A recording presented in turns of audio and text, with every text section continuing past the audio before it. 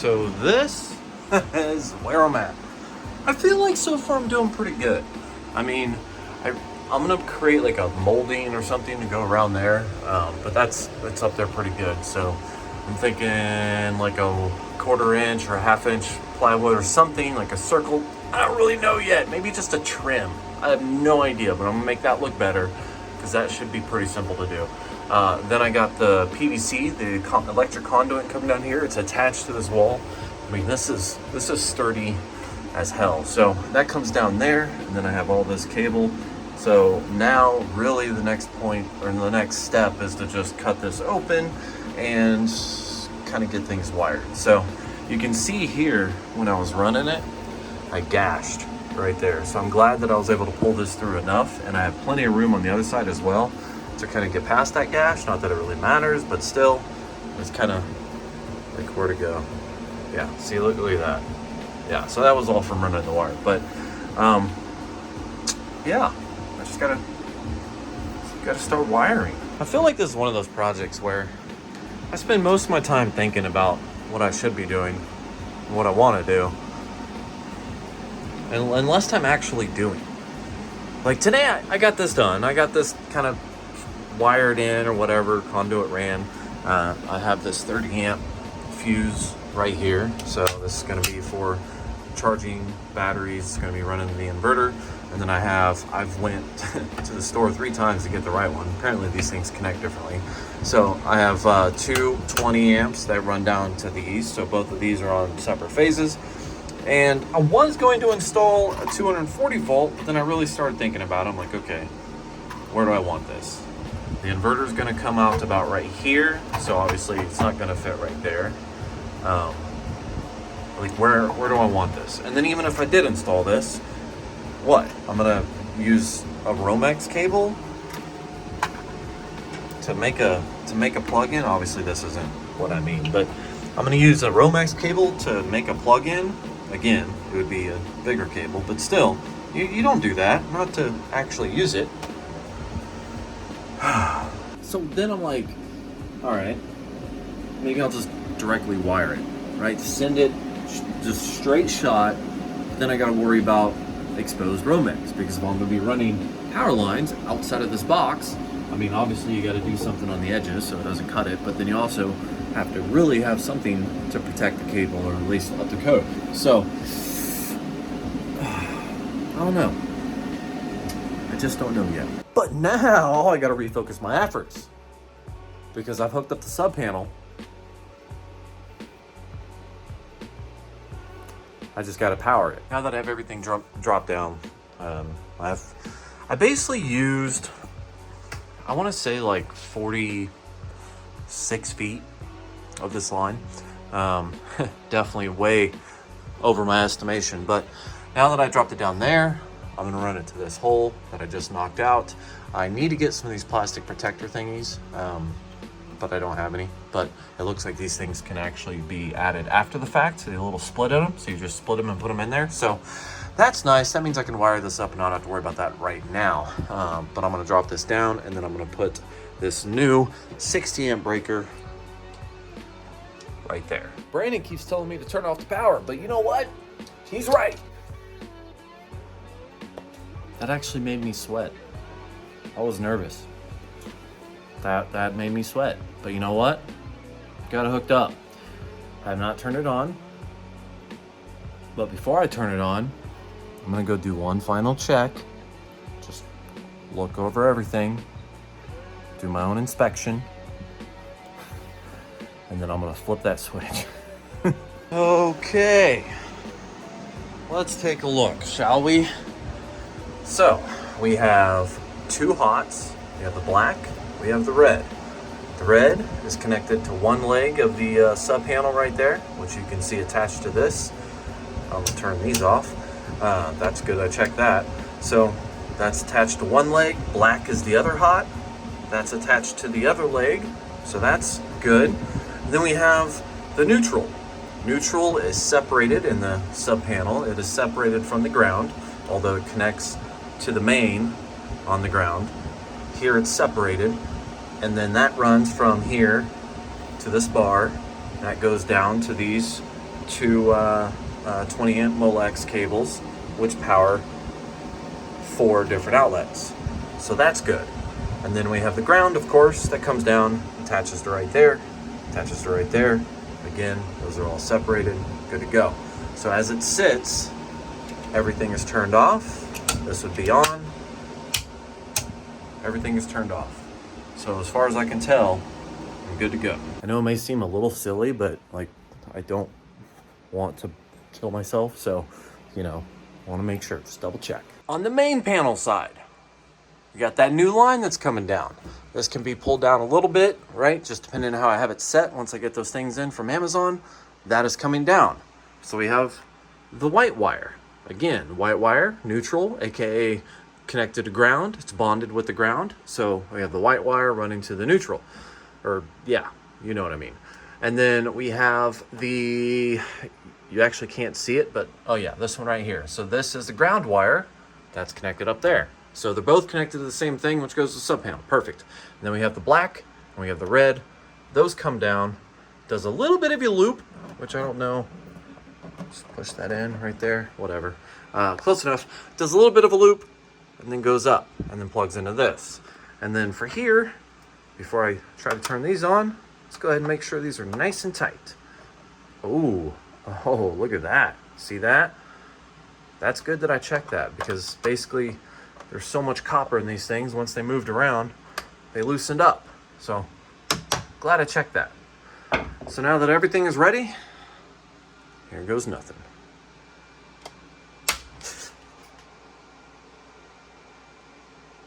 Okay. All right. Let's go check the other room. I don't see any sparks. This is live. Okay. Let's turn on one at a time. So turn on the left one. Good, good. Turn on the right one. Good, good. All right, let's touch this to see if I die. Okay, no electricity. That's good. So nothing's faulting out. Perfect. All right, let's plug in this light. Got it plugged in. Got it turned back off. Here's the light. Let's see if it works. It works. Perfect. Second one. Yes. No sparks. Not a single spark. Both of the outlets on both sides are working. That's it. I did it. I successfully installed a sub panel. Look at me. Ooh, time to go back in here. Let me give you a tour. Look at this. Look at that. Look at... Oh, crap. Okay, so yeah, these overlap. Sue me. But I got this on. Looking pretty good. Got this mounted. Looking pretty good. Also solid AF. Everything is great. These lines run over here. It's covered by this little thing on the top, so I have minimal exposed wire. The wiring on this inverter is kind of weird, so you can't see it, and I don't really know if I did it right, but the neutral really is a ground. So it takes 2 hots and a ground, right? But I wired it to the neutral because the neutral in here is bonded to the ground in the main panel. So the reason why I did that is because I wanted to use the ground, because the output here, all it has is 2 hots and a neutral. So I still wanted to ground this plug-in, so I ran and used this ground to hook up to these 2 grounds to, you know, piggy tell them or whatever they're called together. That way these are grounded, it goes back, etc., etc. So they're all wired to 2 hots. I have 1 neutral going to both of them, and this is only for 1 plug-in. Basically, both sides of this are going to be different phases. So this is a 6,000 watt inverter. I only have 2 batteries right now, so I'm probably only going to be able to get 3,000 watts out of it, give or take. But to get the most out of it, I think I'm gonna have to like split the power usage between the 2. So that's where I'm at right now. But in order for this to turn on, I need to wire batteries. Well, let's talk about wire, because I set all of this up to test it out, right? I went to Lowe's and I got this solid, this is like 3 gauge cable, and it's just solid freaking wire. Like, look at that. It's being held up, which is not good for that thing. But I also ordered this. So this is 4 gauge, and it's the stranded stuff. So it's like, you know, a lot easier to control and manipulate or whatever, and just move and flex. So I don't know why I bought this. Someone in the comments said I needed a 3 gauge. I wholeheartedly disagree, and I'm going to go with 4 gauge. So now, just to get everything up and running, I'm going to run a temporary setup to get these in there. So based, again, off my last video, someone said I needed 3 gauge. So I did that. Like, seriously, this is not practical. Oh God. Whew. That would really suck to break those. So anyways, I have made, this needs an end. That's why I had an extra black end. I got to put that on there. Anyways, I've made 2 cables, red, black, and then a red black. Now, the comments also said that I would need a 300 amp fuse. So I'm going to put these in between those, right? Fancy with the red and black. And I think that's okay, but I'm not really sure. So leave in the comments down below if you think, you know, 2 of these batteries and a 24 volt system would require a 300 amp. I have 330, so anything else, I'm just going to have to order it. But for now, at least I have something protecting it.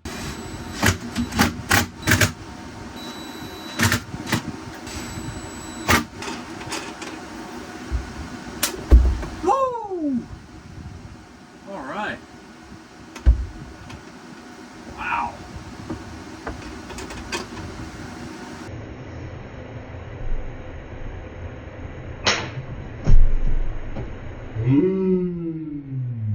Tell you what, you get this connected and you hook it up to this, right? Sparks fly. Like, look at that. I don't know if you can see that. Let's see if I can get you to see it. Oh yeah, you see that burn mark? Yeah, that scared the freaking crap out of me. Now, before I turn this on, the things I have to look, the battery type selector. So I have to go to the user manual and I have to make sure that I have the correct battery type selected. So everything else, I should be good. Wait. Oh, okay. So I don't need the manual. I just need to look to make sure. Lithium iron phosphate.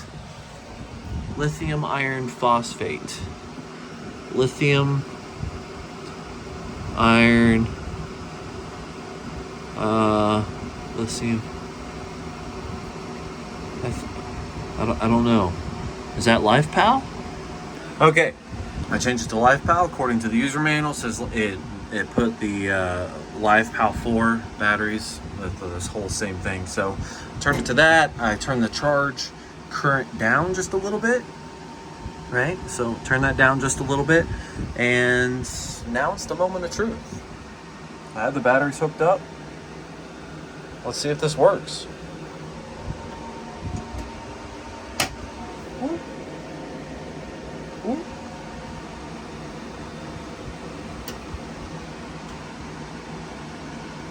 Okay, all right.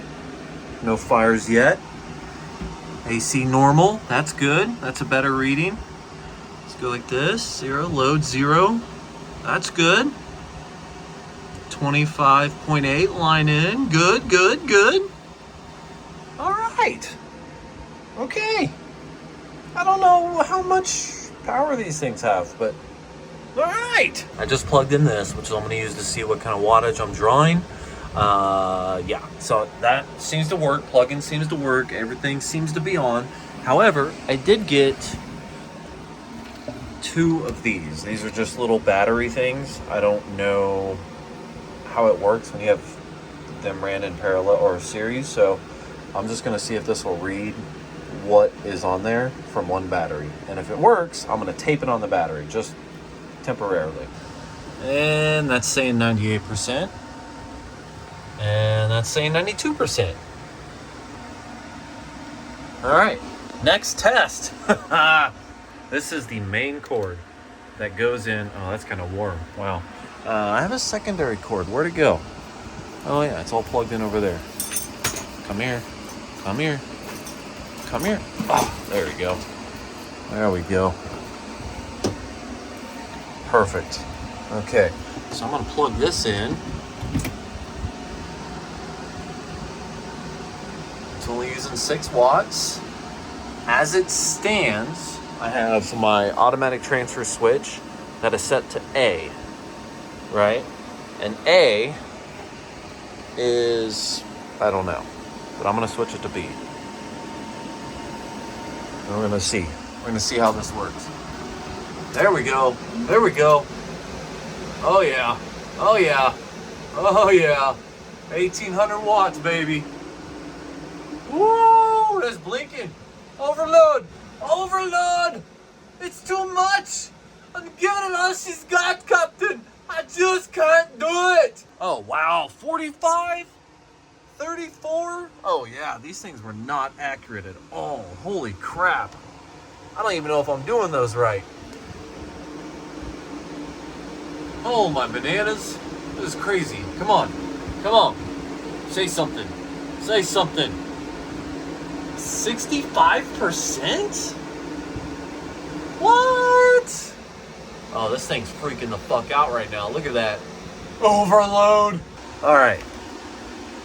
This was a lifesaver. Okay, here's the thing. So the thing in here that says like what you're supposed to do those little switches for, those things right there. See that right there? So it says 1 and 0, 1 being on the left. But when I went through here and I was like looking at these switches and figuring out what needs to be on what, I didn't even like pay attention to the 1 and 0. I was just like, oh, 0's on the left, 1's on the right.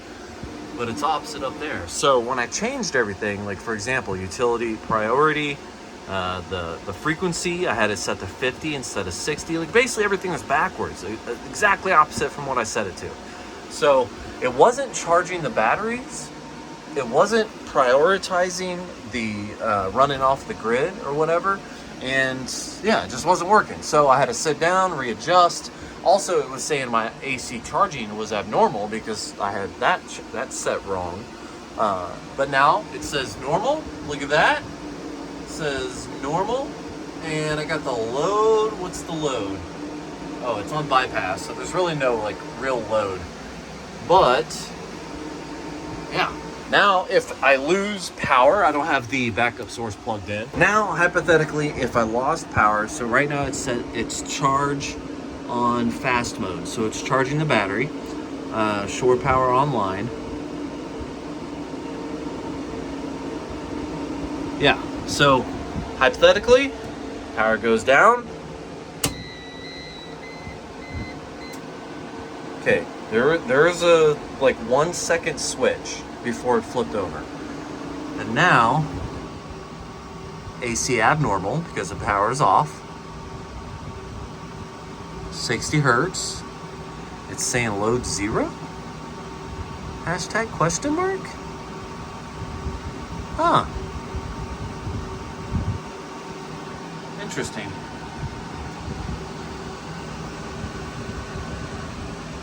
What I can say is that the batteries seem to be going up and down or whatever, but the battery's saying 29%, 16%. So these things definitely, I think, need to charge. I don't think these things are super accurate, obviously, because whenever power is going to it or away from it, they get higher or lower.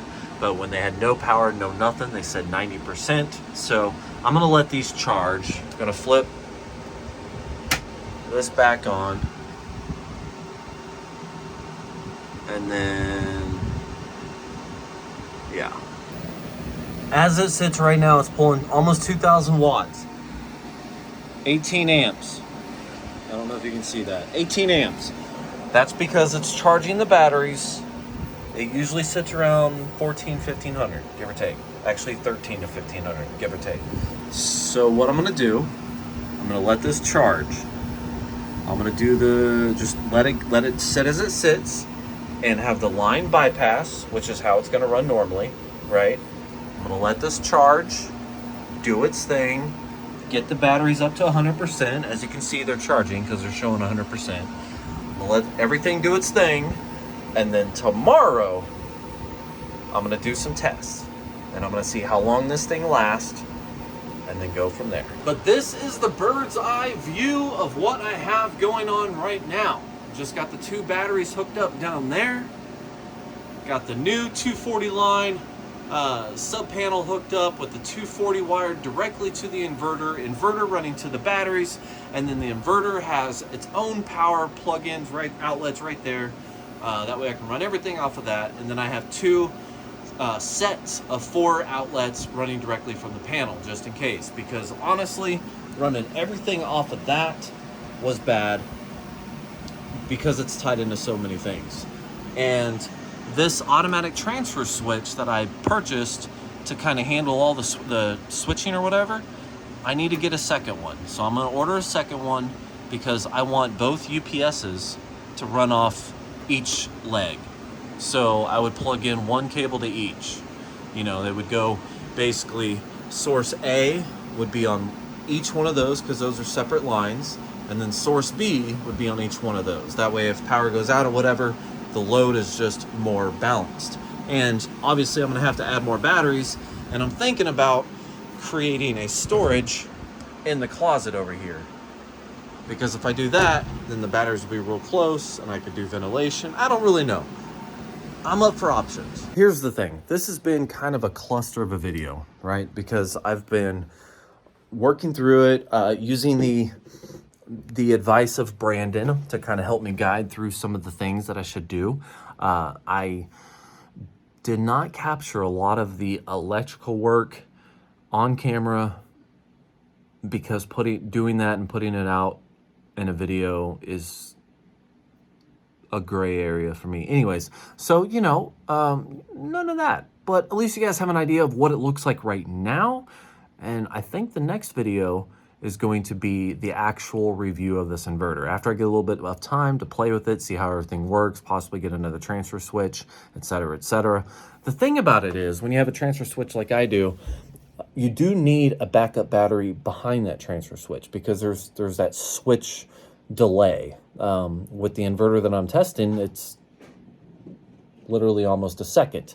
With the transfer switch that I have, it's like another second. So you need the backup battery running behind those in order to give that transition time to switch over and not flicker off all of your equipment. So you can't rely solely on the inverter to handle everything. You still need batteries behind batteries, which I kind of sort of knew going in. But you guys saw everything that I set up today. This is part 2, and the last part is just going to be a review. Up after that is going to be the solar. I have to figure that out. Got to run a solar line. Got to get that going, and then we'll see how that goes. Honestly, I'm just kind of winging it. So I'm up for all your suggestions in the comments down below. Thank you for watching, like, and subscribe, and have yourself a great day. I missed. Let's try that again. And have yourself a great day.